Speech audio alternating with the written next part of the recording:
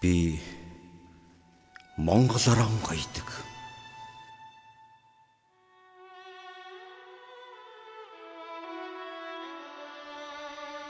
Хөх Азийн сэжин дээр ирж буцахын учир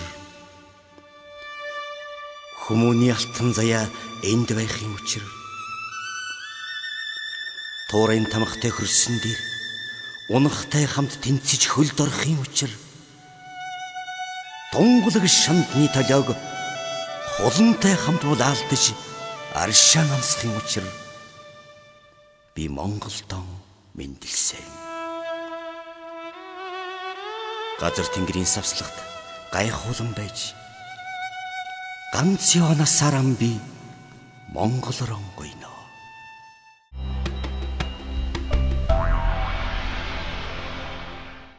Өдөр өдрийн нарыг харах өндөр их хөв тавилан хайрлсан ижээ авдаа баярлжээ гэж.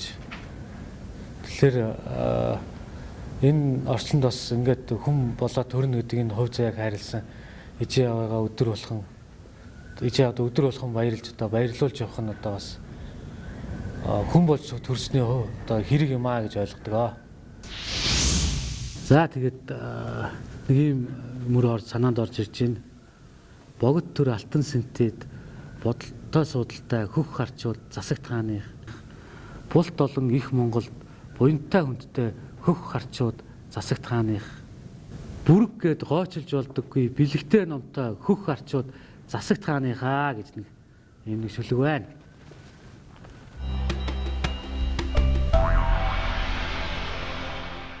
Засагт хааны хөх харчууд одоо хэцүү гэл ингээл өгдөг. Тэр хэцүү гэдэг үг нь бол бас их мундаг ирчүүлэлттэй холбоотой засагт хааныхыг сайн явдаг одоо холбоотой тийм нэр өгдөг болов. Тийм утгаараа засагт хааны хөх харчууд хэцүү гэдэг болов гэж ойлгодог.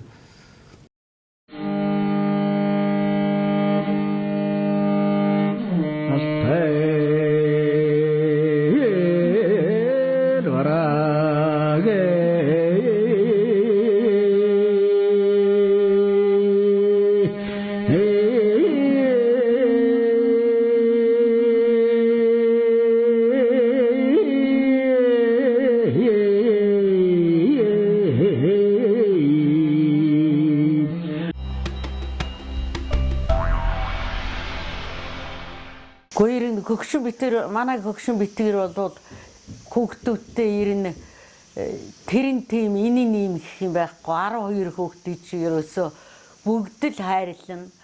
Ижээ аав юм одоо өссөн нутаг төрсөн газар тэгээ одоо би ч бас өөрөө тэнд одоо төрсөн. Тэгээд манайх их олуулаа одоо 12 хүүхдтэй айлын би чи 11-т нь 11-т нэгтээ би ганцаараа гэртээ төрсөн байдаг энэ хүүхдүүд дотроос. Аав нь хөдөө явуулсан байсан. Тэгээд түргэн дуудаж ирнэ гэдэг тэгсэн. Түргэн дуудаад эрхээ зургуу гэртээ бүтэн хайлаастай гарсан. Тэгээ хойдлын хашаанаас хүн амтан дуудаал ингээ хойд урдтаасаа хүн амтан дуудаал бичгэнжсэн гэл ярьдээ. Тэгэл одоо аав ах наах зэгч тэр бүгд л ярина л да. Тэгэл тэр үчи тэгсэн ингэсэн гэл хүмүүс ярина. Үлгэр домог шиг юм ярина. Тэгээд би ч нэг олон төржсэн болохоор бас бэлтгэлтэй байсан болохоор тэгээд юм хүмүүс бэлтцэл байсан л да. Тэгээд манай гэрийн ард нэг бас Сүхэ гэж хүний авгаа юу ийсэн. Их баригч үйсэн. Тэр орж ирж тэгээд их барьж авсан. Бүтэн айлаастай хүүхчин зүгээр л нэг цэнхэр тийм туяарсан юм цэнхэр мэлмэлцсэн юм бол гарчтай байлээ. Тэр нэг битүү хайлаастайгаа төрсөн гэж ярьдаг. Тэгээд битүү хайлаастайгаа төрөд одоо ээж эмгээ аваад нөгөө ингээ цоол гээл гэдэг юм уу. Тийм тэгэл нөгөө мөнгөн эмгээ авч мөнгөн эмгээр юуг нь хайлаасын нөгөө манай одоо тэр ах үрг нь орж ирээл яана гэд орилоод байсан. Тэгээ би яах юу гэдэм бэ наадах чи бүтэн хайлаастай хүүхэд вэ наадахыгаа мөнгөн эмгээр юм уу мөнгөн бүгжөөр хайлаасаа хагалдын гинлээ шүү гэдгсэн. Тэгэл тэр нэг мөнгөн эмгээ авч нөгөө юуг нь хайлаасаа хаглаад тэгэл дотроос нэг цав цагаан хүүхдэл зүгээр чарлал унжсэн л да. Тэр хайлаастайгаа байсан удсан бол бүтгэл байсан шиг байл. Хөгшчүүлэл бүтэн хайлаастай хүүхдийн амнаг хишигтэй байдаг. сайн байдаг л гэж ярьцгаад. Манай тэр нөгөө хадам аавал айл байсан. Тэр хөгшин хөдөө явуулсан байсан. Муудаа тэр чинь нэг малдал явуулсан байсан шиг нэрэл тэгэл бүтэн хайлаастай хүүхэд гарсан юм байна. Ёстой амны ишгтэй хүүхдэл гэж ярьж ирсэн.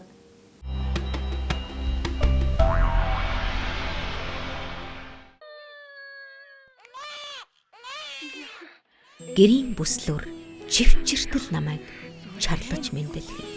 Гизэгнээсээ таслан хүүгмэн боосон саахалтын буурал эмэ. Түрэмэн сүлдөршөө хүү төрлөө гэж уулга алдсан төгөлдөр тансаг их хэлтэйгээ тэггэд би анх учирсан.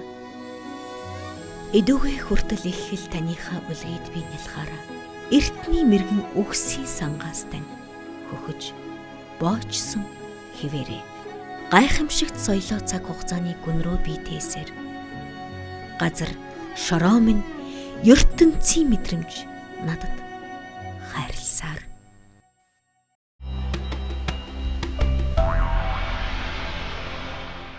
Хүүхдүүд сүх гэдэг хүүхэд байж гэж доогддог л байлаа. Тэгэл дуудаал доогддог л байлаа.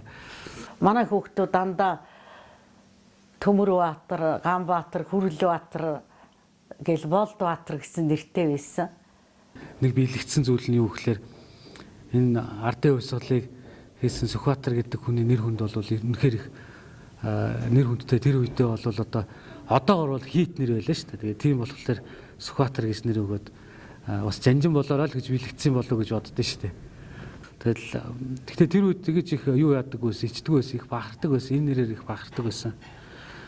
Тэг яагаад тэгэхээр тэр үеийн ном зохиол бүхэл зүйл дээр Сүхбаатарын тухай гарна. Сүх гэдэг хүүхэд байжгаад тэгээ баатар болжээ гэдэг тийм зүйлүүд хүртэл их гардаг болохоор гарч ирсэн болохоор бас зүг барахдаг байлаа. Тэгэл цаашаа явал 10 жил оюутан гэл бас л ялгаагүй энэ нэрний утга учир нь сүлдээ найз нөхөд жанжин гэж дууддаг болцсон.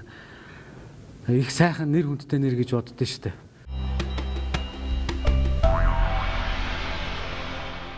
Багада их сэргэлэн цаваа хүүхэд байсан.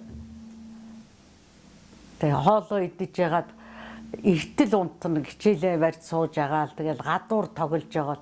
Дээр үеийн хүүхдүүд ч одоо гадуур л их тоглодог байсан шүү дээ. Гадаа ашаанд байсан болохоор тэгэл тоглож байгаа л орж ирээл хичээлээ нэг жаахан барьж яснаа нойронд хүрээл унтна. Тэгэл хоолоо идээл хагасын тавиал унтаад гэн өглөө босч ирээл би хоосон хонсон гэж ярьдаг. Тэгээ инээдтэй хөвгтэйс тий.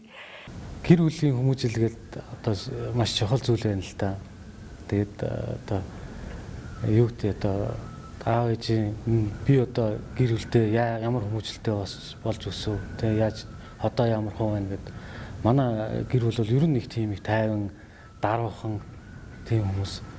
Тэгэд манай гэр бүлд ер нь тийм нэг айхтар тийм ширүүн дуурдаг мөрдөг тийм юм баг байдаггүйсэн.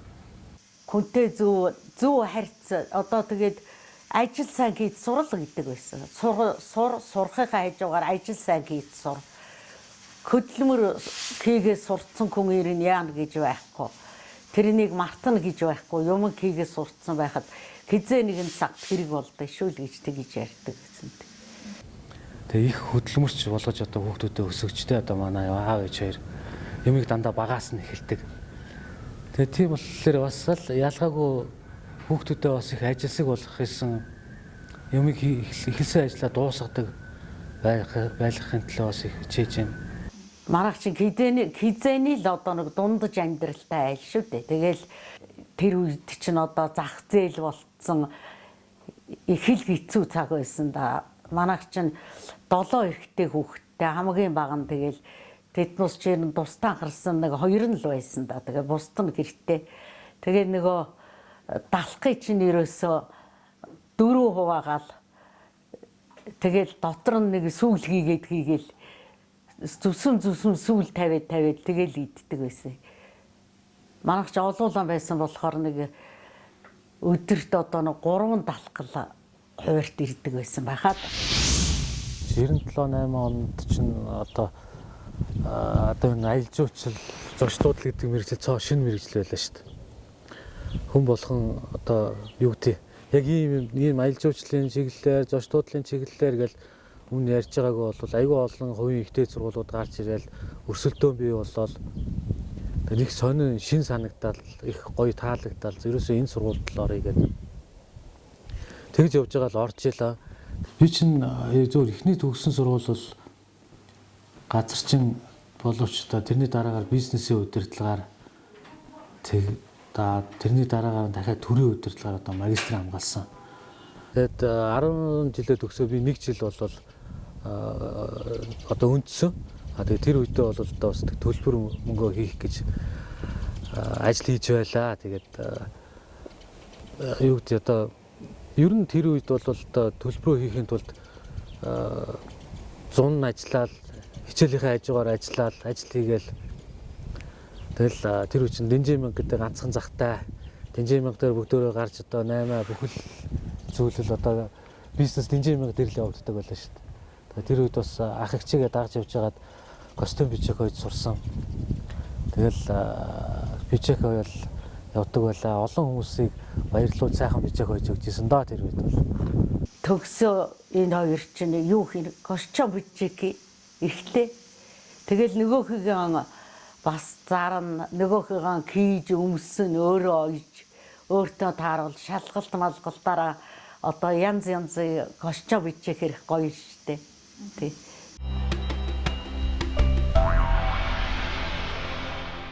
Сумгүнлөө одоо энэ одоо нарийн бооны энэ салбар руу орж ирэх болсон хэд хэдэн шалтгаан байна л да. Тэгээд юу гэдэг яг ингээд бизнес ерөөсөө нэг бол бизнесийн чиглэлээр явж байгаа хүмүүс бол тэгээд бизнесээрээ сурах хэрэгтэй бол удирдлагын актем сураал. Тэгэл энэ бизнесийг хөгжүүлэх гэл ингээл энэ одоо байгуулсан юм ингээд цааш нь амжилтаа явуулах гал ингээл явж байна. Тэгэд яг зүгээр ер нь хүн болгон бизнес хийгээд явж хахад одоо нэгсэндээ тэр үед чинь бараг л орцуулгын дундааны цэгтэй орцуулганд гөөхний цэгтэл байлаа шүү дээ. Тэгэл тэр үед бүгд бусдын адилхан тэр жишгээр явж эхэлсэн. Энэ миний одоо бас энэ ээжийн манай ах дүүгийн эхлүүлсэн энэ бизнес рүү өөрөө ирэхгүй л ингээл нэг өдөр л татагдаад орж байгаа юм л та. Тэгээд би яг энэ чи ирэхгүй өөр чиглэлээр явна гэд явж байсан өөр бизнес хийгээ явж байсан үе би өөр чиглэлийн бизнес эрхэлж явж байгаад ирээд буцаж ирээд ингээд ороод энэ чи ингээд Сумангүн дээр одоо 9 он хүртэл 2001-2 оноос хойш 9 он хүртэл Сумангүний захирал хийгээд ажилласан. Тэгээд ер нь бол одоо монголчуудын энэ уламжлалт энэ ёс заншил энэ уламжлалт агсан энэ бүтээгдэхүүн бол одоо хизээч одоо байх юм байна, хизээч арчигдахгүй юм байна гэдэг нь бол тэр үед л одоо ойлгохгүй л явж тээ. Ер нь одоо ингээл шинэлэг зүйлийг л барихыг л эрхэм болгоо явж байгаа шүү дээ. Тэгээ бид нар нэг зүйлээр их бахархдаг. Дандаа хүнийг баярлуулсан дандаа баярлуулсан. Дандаа ингээ сайхан ширээн дээр сайхан одоо идээ болж явдаг тэр одоо бүтээгдэхүүн үйлдвэрлэдэг. Тэгээ энэгээр их бахархдаг. Яг энэ нэр бол ерөөсөө ингээд явсаар гад одоо миний хувьд ч гэсэн одоо миний нэр миний баг одоо овог шахуу болчоод ингээл явдаг. Хаач явсан нөгөө Сумангүний Сүхбаатар гэдэг нэр ингээл явдаг болцсон.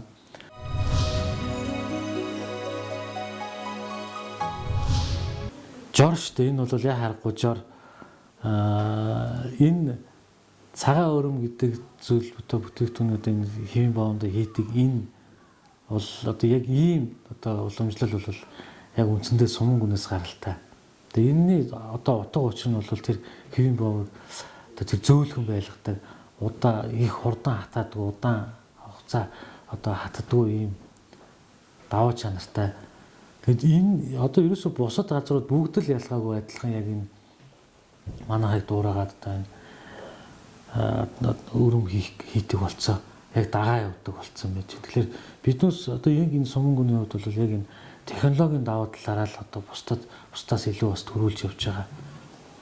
Мэдээж энэ дээр бол одоо хамгийн чухал зүйлийг хэлэхэд одоо энэ Сумангүний үүсгэн байгуулагч одоо манай үүсгэн байгуулагчдын манай ээжийн одоо хувь нэмэр одоо хамгийн чухал ихээ одоо энэ өөрийнх нь гаргасан өөрийнх нь одоо энэ хийсэн технологи маш чухал одоо энэ технологи одоо биднээсийг нэр хүндтэй явуулахад их чухал үүрэг гүйцэтгэсэн гэж боддог доо. Тэгээд үлзий хэвийн боовыг бол бүр би багада ааваасаа сурсан идэж өссөний антаарл хийсэл дээ тэрнийг. Тэгэхдээ тэр чинь өвөл намар хураацсан нөгөө юу их сайн байдаг байхгүй юу? Өрөм. Сумангун трейдинг шилдэг хүнсний бүтээгдэхүүнүүдийн нэг бол гавжийн дугуй. Энэхүү бүтээгдэхүүнийг Сумангун хүнсний үйлдвэрийг үүсгэн байгуулагчид ашиглав. Эцэг өвгдөөсөн уламжлан ирсэн эртний жор амд чанарыг тэрл хэвээр нь хадгалан өнөө үед үйлдвэрлэлийн нөхцөл нэвтрүүлэн үйлдвэрлэж байна. Түүний аав нь Говьолтой аймгийн Бэгэр суманд соодын татсан анхлан байгуулагдаж хийдийнхэн манжит цавыг өөрийн биеэр барилцж байсан номтой байжээ. Тэрээр охиндоо буян хураахад аллаг эдээний дээж гавжийн дугуй хэмээх уламжил бүтээгдэхүүнийг хийх жорыг өвлүүлэн сургасан байна. Багадан идэж өссөн тэрэл тансаг сайхан амт өнөөдрийг хүртэл сэтгэлээс нь салдаг байсан. Тэр миний анх эхлээд хийж явах үед бол юмчиг камд байж материалчиг их сайхан илбэг олддог байсан. Одоо бол тэр материал бас жаахан юмны үн өсгөр юмны материалын үн бас их л байна л да тий. Тэгээд тэр үлзий хэвийн боовыг биднээс бас нэр гэж ямар за тэгээ хэвийн боов хийхээр ч одоо нэр өгч зардсан юм байна. Юу гэж зарах уу гэж. Тэгээ манай хөгшин үлзий гэж нэрлээ, үлзий гэж нэрлэл гэж. Тэгээд үлзий хэвийн боов гэж нэрлээд тэгээд тэр ватантаар хийсэн. Тэгэл миний ер нь технологи л доо тэр болов.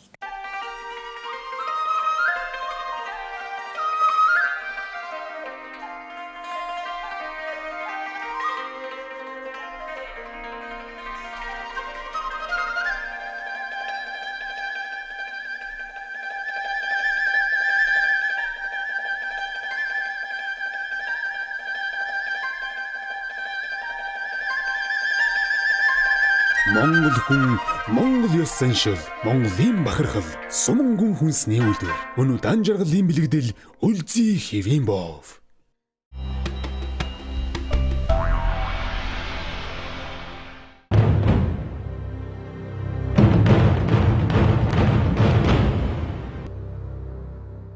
Улан дахин унагыг гартаар уулан намхруулж, холорын хүмүүстэй гайхагдсан магтагдж үзээгүйч 10 алдын үргийг агтны тулгад өглөж аавын ам буйныг эдэлж явсан удаатай та эрхэн. Эрэг насрын өмнө зодог шуудаг өсөж эртэ бэртэ бөгчүүдтэй хүч үзэн яваагүйч өнгөнийхий дээдлийнхээ далмурыг буулгаж үе тэнгийн нөхөдтэй барилдаж явсан удаатай та эрхэн. Эрхийн мэргэний нэрийг явдал хүн татж игнүүлж тавьсан байг буд нэргэж үзээгүйч 32 хасааны голын 2 домбон дээр гурван цагаан сумар 3 оноосон удаатай та эрхэн. Эрт цагт төгсөн болж эвэл Чингисийн хүлэг баатар байгуулсан. Тэгтээ Тэнгэрлэг дээдсийн цус тасраагүй цагт сэлмэрэж байна уу, үзгээрэж байна уу, сэлж үлдээх үйлс чамд зөндөө байна.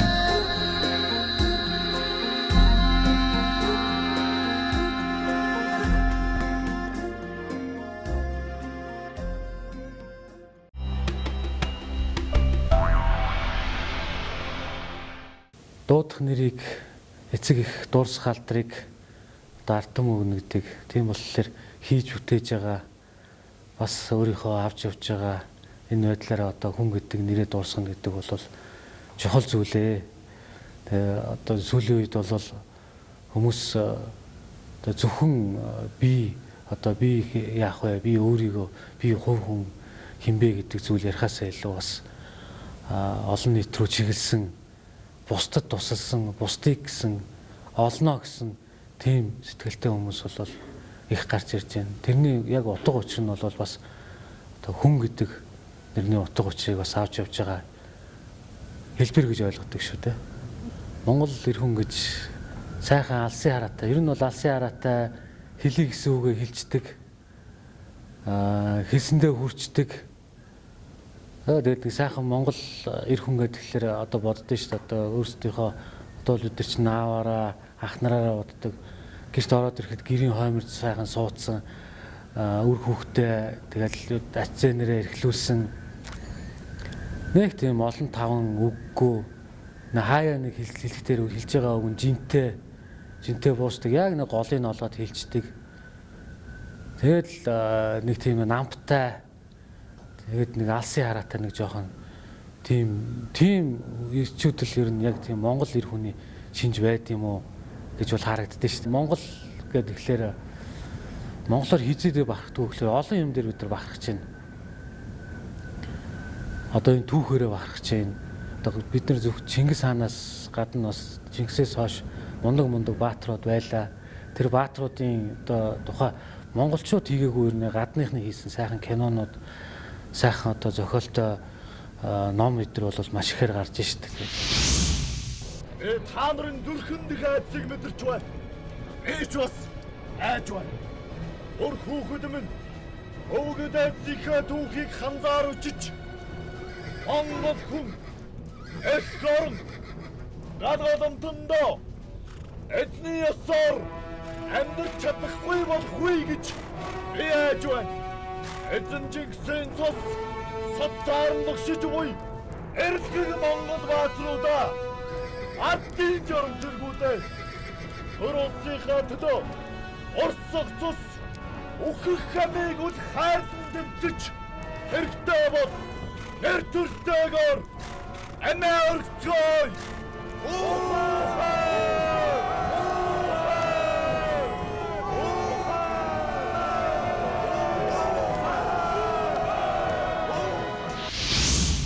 Монгол гэдэг сайхан энэ нутаг одоо эцэг өвгдийн үлдээсэн энэ сайхан тусгаар тогтнолыг бий болгож өгсөн энэ түүхэн улсаараа бахарахгүй байхын аргагүй л дээ.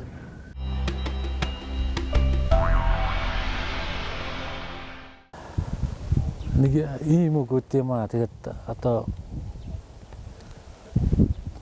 хий гэсэн хүнд одоо санаа муудахгүй тий. Одоо хийхгүй гэсэн хүнд шалтгаан муудахгүй гэж. Ерөөсөө л тэр хүн өглөө гэрээсээ гараад явахдаа л би өнөөдөр юу хийх вэ?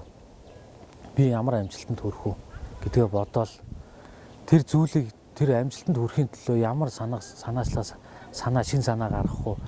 Би яавал энэний төлөө явах уу гэдэг энэ оролдлого, энэ олон санаа байгаа л байх тусмаа хүн бол амжилтанд хүрнэ. Хөдөлмөрч байж сурах хэрэгтэй. Гэхдээ бас мэдээж боловсрал, мэдлэг чухал. Гэрээсээ гараад явхад л олон проблемууд байна. Дүүрэн асуудлууд байна. Энэ асуудлуудыг нэг тийш шийдэхийн тулд, эднүсийг зэгцлэхийн тулд тий одоо бас миний үр хүүхдүүд бидний ирээдүй цаашдаа болвол ийм олон асуудалтай битгий байгаасаа гэдэг үүднээс л асуудал хандахыг хичээдэг шүү дээ. Тэр олон асуудлуудыг ийм ч асуудал гэдээ одоо нэг хэлэх юм бол одоо өнөөдөр олон л асуудал байна. За тэгэл юу гэдэг одоо гэр хороолол бол гэр хороолол. Гэхдээ гэр хороолол сайхан амьдрах боломжтой зөндөө байна. Сайхан амьдарч байгаа айл өрхүүд зөндөө байна. Сааранч зөндөө байна. Бид нар нэгдэж хамгийн гол нь хаач бид нар дандаа нэгдэж явах хэрэгтэй. Гудамжиндаа нэгдэх хэрэгтэй байна. Одоо хороогоороо ус төрждгөө, намжрахдаггүй байлдаг баймаар байна. Тэгээ ив нэгдэлтэй баймаар байна. Бид нар нэгдээл байх тусмал биднээс дандаа сайхан үр бүтээл авч ирнэ. Ерөөсөө дандаа сайхан амжилт бид нар дандаа ирнэ. Хөрш айлууд одоо баян ядуу, шашин шүтлэг, нам одоо ёс заншил, ис хамаар нь бүгдөө сайхан одоо хуучны хөршийн холбоо, бүлэг юу гэдэг хамтардаг энэ хэлбэрлүүгөө орох юм бол яг манай тэр гудамд гэрэл гэгээтэй гэрэлж одоо хурдан тавигдана. Асуудал хурдан шийдэгдэнэ. Хин нэгэнд асуудал ирж байгаа маргааш яг өөрт нь бас адилхан ирнэ гэдэг байдлаар бие биендээ тэгж хандах юм бол бидэрт бол заавал энэ бусдын гарыг хараад байхгүйгээр урагшлах тийм бололцоо боломж бол дүүрэн байна гэж боддог доо. Ер нь бол одоо ингээд бизнес эхэлсэн ч гэсэн ингээд 0 цэгээс нь эхэлж шít одоо юу гэдэг те багаас нь эхлээл 3 4 хүнтэйгээр эхэлсэн зүйл цаашаа өргөжөөд 30 40 тэгээд 300 хүнтэй болж байна. Юм гингэд ингээд томрно гэдэг бол учир дутагдал их байдаг байхгүй. Тэгээд зүгээр иргэдийн амьдралыг, хорооны амьдралыг, дүүргийн амьдралыг шатаар нь ингээд өгсөд явъя гэдэг тийм л нэг бодол төрсөн юм байна. Тэгээд дүүргийн хорооны иргэд нийтийн хурлын дарга хийгээд дараагаар дүүргийн иргэдийн хурлын төлөөлөгч тэгээд иргэдийн хурлдах бүлгийн дарга ингээд хийгээ явж байна. Энэ бол ерөөсөө л энэ анхан шатнаас нь явахлаар маш их юм тэр доод шатнд ямар проблем байдгийг мэдээл яваад байгаа, сураал яваад байгаа. Тэгээ ялангуяа иргэдэд хамгийн ойр байдаг хүн бол одоо юу гэдэг хамгийн анхан шатны нэгж бол төрс захиргааны байгууллага бол хороо штэ. Тэгээд дараагаар нь дүүрэг тэгээд нийслэл за их хурл бол зөвхөн хууль баталж байна тэр дээгүүр байна. За ингээд энэ ойрхон ажиллаж байгаа энэ байгууллагуудыг мэдчихийж хүн цаашаа ингэж явах нь зүйтэй гэж бодож байгаа. Зарим үед бол тархинаас илүү зүрх гэж ярьдаг тийм ээ. Сайн их мундаг мэдлэг боловсралтай ч гэсэн зүрх сэтгэлгүй бол бас зарим ажил явахгүй. Тийм болохоор зүрх сэтгэлтэй тэрний төлөө явна гэсэн тийм зорилготой тийм аавын хүмүүс бас төрд байгаасаа гэж бас боддог. Мэдлэг боловсралтойгоо ашиглаад тэр одоо олныг дагуулж чаддаг, юмыг өдөртөн зохион байгуулж чаддаг, сэтгэлтэй зүрхтэй хүүхдүүд нь удирдаад аваад явах юм бол улс хөгжнөө. Тэргүүдээ охрох зам ялагдах хэрэг байхгүй. Монгол түмний сүүлчийн найдвар эдний гарт байна. Урагшаа!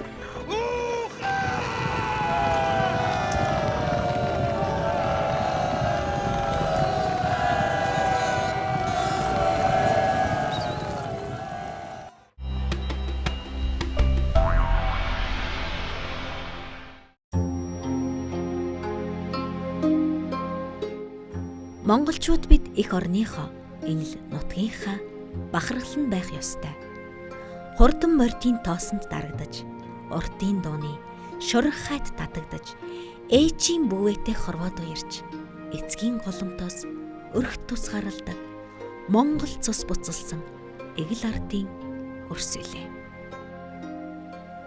Энэ удаагийн маань би Монгол хүн нэвтрүүлгийн зочноор эгэл жирийн Монгол аав Борхуугийн Сүхбаатар оролцлоо.